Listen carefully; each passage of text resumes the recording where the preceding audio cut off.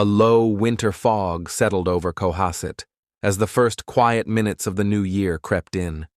Inside the Walshes' gray colonial home, warm light spilled across the kitchen floor where Anna Walshe moved quickly between counters, packing last-minute items for her trip to Washington, D.C. She had worked late, cleaned up from a small holiday meal, and checked on her sleeping sons before turning back to her luggage. Friends later said this was typical of her pace, always moving, always balancing her life between two cities as she built a rising career. She had planned to leave before dawn, and even with the holiday behind her, she kept her focus on what needed to be done next. Shortly after midnight, prosecutors say Anna was last seen alive. She intended to take an early flight and return to her office on schedule.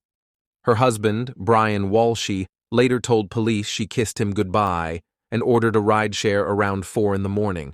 He said he went back to bed, but investigators would later confirm that no rideshare request came from Anna's phone, no driver arrived at the house, and no airport cameras captured her arrival. By sunrise, her digital trail had already gone silent. When Anna failed to show up for work, her colleagues grew concerned. She was known for reliability, not silence. They called, emailed, and texted, but nothing reached her. By January 2nd, they contacted police. Officers arrived at the home and Brian answered the door, calm and cooperative. He repeated the story about the early morning rideshare. Detectives immediately noted gaps in his account. The timeline did not align with travel data. His explanations were vague. What began as a welfare check quickly shifted into a missing person investigation. Detectives began piecing together the hours after Anna supposedly left. One of the first breakthroughs came from surveillance video recorded on New Year's Day. Brian was seen at a Home Depot in Rockland buying several $100s worth of cleaning supplies: mops, tarps, buckets, gloves, tape, and protective suits. He paid in cash. When questioned, he said he had gone to buy items for his mother, but investigators found the explanation inconsistent with her needs and the distance involved. The purchase raised immediate alarm. Inside the house, police located troubling evidence. In the basement, they detected bloodstains on the floor and wall. A damaged knife lay nearby. Testing later confirmed that the blood was Anna's. A bedroom rug was missing. When investigators searched trash facilities across several towns, they found bags containing a rug, towels, and clothing stained with blood. Those bags were traced to locations where Brian's phone had pinged in the days after Anna vanished. The only reason the materials were still intact was that holiday delays had postponed trash pickup. Phone data revealed more inconsistencies. While Anna's phone shut off in the early hours of January 1st, Brian's device pinged near multiple dumpsters in several towns, despite his probation requiring strict reporting of travel. Investigators tracked those movements and matched them to areas where evidence was recovered. As detectives connected each location, they built a timeline they said reflected a deliberate effort to discard evidence in scattered places before anyone realized Anna was missing. Digital searches retrieved from the family's devices added another layer.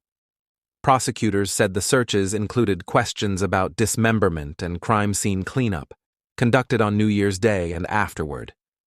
Combined with the physical evidence, they argued the searches reflected an attempt to learn how to cover up a violent act. Friends and co-workers described Anna as a dedicated mother and a driven professional. She had immigrated from Serbia, built a strong career in corporate security and luxury real estate, and was admired for her discipline and warmth.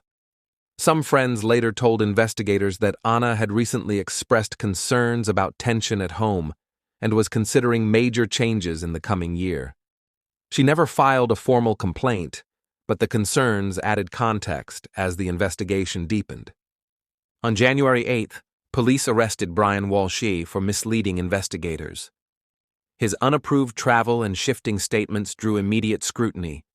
Days later, prosecutors charged him with murder, alleging that Anna had been killed in the early hours of New Year's Day inside the home. They acknowledged that her body had not been found, but stated that the evidence collected formed a cohesive and compelling case. The absence of a recovered body became one of the most debated parts of the investigation. Search teams combed wooded areas, waterways, and landfills across multiple towns, but the volume of holiday trash and compaction processes made the search nearly impossible. Investigators nevertheless maintained confidence in their findings, citing the blood evidence, the damaged knife, the recovered trash bags, and the digital trail. Prosecutors said each element supported the same conclusion.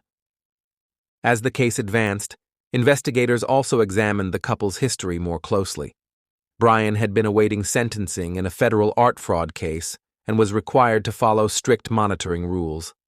Detectives compared his approved schedule with GPS records from his ankle monitor and found that he traveled to several towns without permission during the days after Anna vanished. Those movements matched locations where evidence was later recovered. Neighbors also reported seeing lights on at unusual hours and hearing activity near the basement door, though none realized anything was wrong at the time. Detectives interviewed friends who said Anna had been worried about tension in the marriage and was considering changes early in the new year. She had not documented those concerns formally, but they added context to the growing timeline. As investigators pieced together surveillance clips, phone pings, and recovered items, they formed a detailed reconstruction of the days following her disappearance. Prosecutors later described the sequence as methodical, alleging that Brian attempted to eliminate evidence before police became involved. Defense attorneys challenged these conclusions, arguing that digital data could be interpreted in different ways, but the hearings continued as both sides prepared for trial. In court filings, prosecutors emphasized that the investigation drew on hundreds of hours of footage, multiple forensic teams, and extensive searches across several counties. They argued that the evidence formed a consistent narrative supported by physical findings and digital records.